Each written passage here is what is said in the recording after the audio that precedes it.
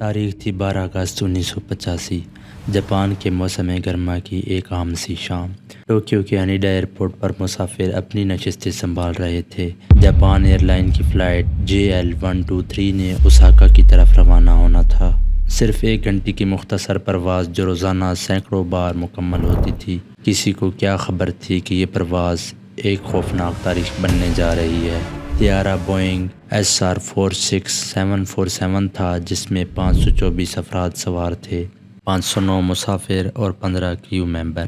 شام 6:12 پر جہاز نے ٹیک آف کے لیے اجازت حاصل کی اور ہانیڈا ایئرپورٹ سے اڑان بھری۔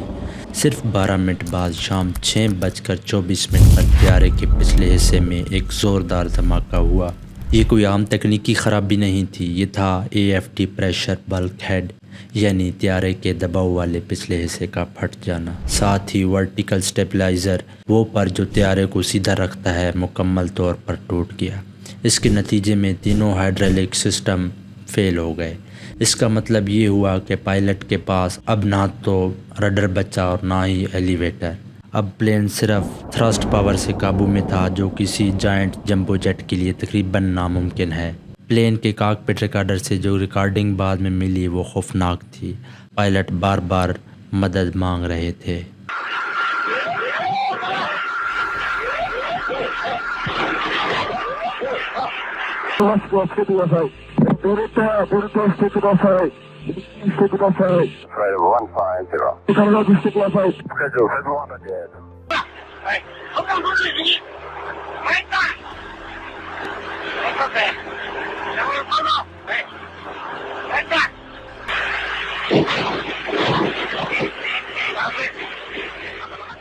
پائلٹ نے واپس ہانیڈا ایئرپورٹ جانے کی کوشش کی، مگر طیارہ مسلسل جھٹکوں میں تھا۔ وہ کبھی اوپر جاتا تھا، کبھی نیچے، کبھی دائیں، کبھی بائیں۔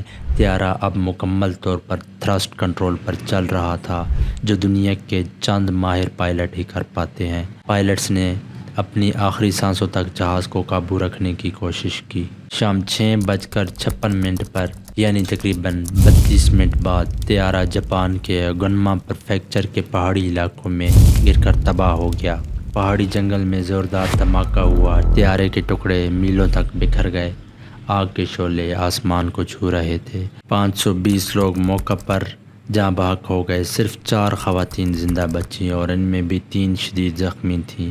یہاں کہانی میں آتی ہے سب سے چونکا دینے والی حقیقت۔ بوئنگ کے ماہرین، جاپانی انویسٹیگیشن آفیسر اور NTSB کے تجزیہ کاروں نے مکمل تحقیقات کیں اور جو بات سامنے آئی وہ تکلیف دہ تھی۔ سن 1978 میں اسی جہاز نے ایک معمولی حادثہ برداشت کیا تھا جب لینڈنگ کے وقت اس کا پچھلا حصہ زمین سے ٹکرا گیا۔ اس وقت بوئنگ نے اس کو مرمت کیا، لیکن بعد میں پتہ چلا کہ وہ مرمت غلط طریقے سے کی گئی تھی۔ یہاں ڈبلر پلیٹ، یعنی دباؤ کو سنبھالنے والی اسٹیل پلیٹ 2 قطاروں میں ریوٹ سے جڑنی تھیں، وہاں صرف ایک قطار لگائی گئی، اور اس کا مطلب یہ کہ وہاں ہر پرواز کے ساتھ کمزوری پڑ رہی تھی، اور 8 سال بعد وہی جگہ آخرکار پھٹ گئی۔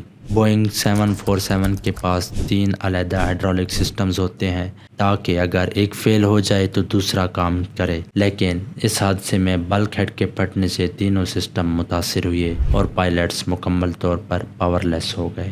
اس حادثے نے جاپان کو ہلا کر رکھ دیا۔ جاپان ایئر لائن کے پریزیڈنٹ نے معافی مانگی اور استعفیٰ دے دیا۔ بوئنگ نے خود تسلیم کیا کہ مرمت میں ان کی سنگین غلطی ہوئی تھی۔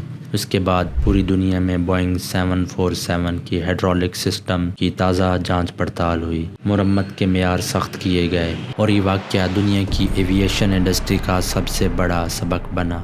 ہر سال 12 اگست کو متاثرہ خاندان گنما پہاڑوں پر جمع ہوتے ہیں۔ وہاں ایک چھوٹا سا میموریل ہے جہاں لکڑی کے تختوں پر مسافروں کے نام لکھے گئے ہیں۔ شام کے وقت جب سورج غروب ہوتا ہے تو وہاں خاموشی چھا جاتی ہے، جیسے پہاڑ آج بھی اس واقعے کی گواہی دے رہے ہوں۔